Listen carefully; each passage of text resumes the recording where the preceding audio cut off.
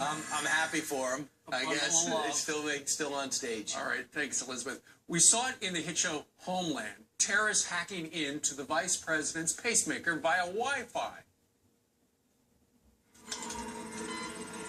That's very funny. You got some balls, Brody, I'll give you that. I'm not joking.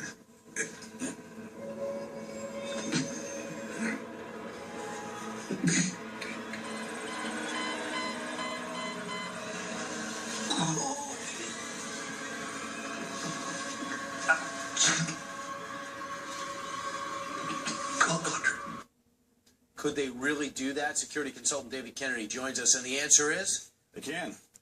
Absolutely. Okay, let's start at the beginning. All they need is a device like this. What is it? This is called a Pwn Pad, and it's from a company called Pony Express, which basically manufactures these. And it's used for people that are on the good side to test the security, but anybody can really build these tools to monitor all of the transmissions that are happening real time. You came in here about 3 minutes ago. You turned this on. What are these lines of green stuff? So what you can see here is you can see all the communications that are really happening real time. These are in this room. In this room. So you can see everything that's transmitting right now. We can look at them. We can actually go and selectively attack each one of these machines and devices. So here's the thing.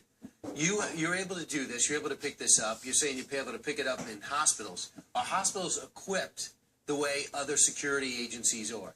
No, if you look at hospitals, they're literally 5 to 6 years behind any other industry that are out there. If you look at manufacturing or retail or even the banking industries, they've been stepping up their security over the past few years. The medical field is significantly behind the times, 5 to 6 years at least. And so because, talking about hospitals, because they're, they haven't stepped up to the new technology, using this device, and just hold that up, using that device, what could a hacker do?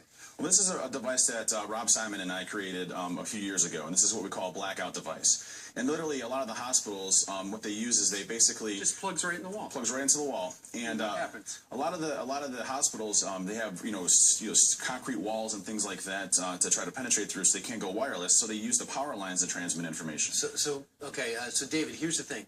We thought this would help people. For example, my doctor could see if I had a pacemaker how my heart's been acting over the last 2 months through Wi-Fi. So that's helping me.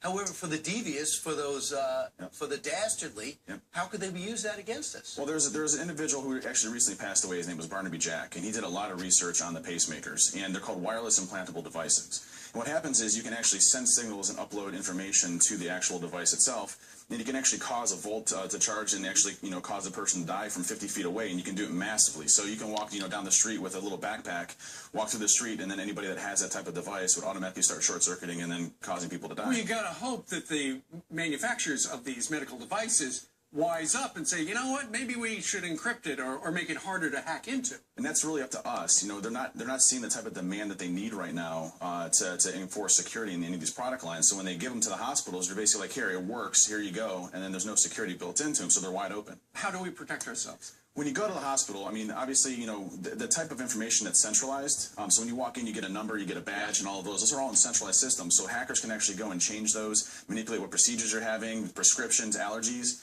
So my best recommendation to you is when you go into the hospital, make sure that you're getting the right doses of medication. It's the right medication that you're getting. And it's good practice anyway to check those. Right. But when it comes to technology, we're really relying off the technology keeping us alive. So we need you working for the good guys. That's right. And stop inventing this stuff so people can understand. All right. Thanks so much, David Kennedy. Thank you so much. Our laptops are right here. Right. That's right. That's crazy. See them right now. Please don't hack. All right. Up next, it's a mistake. We don't want your kids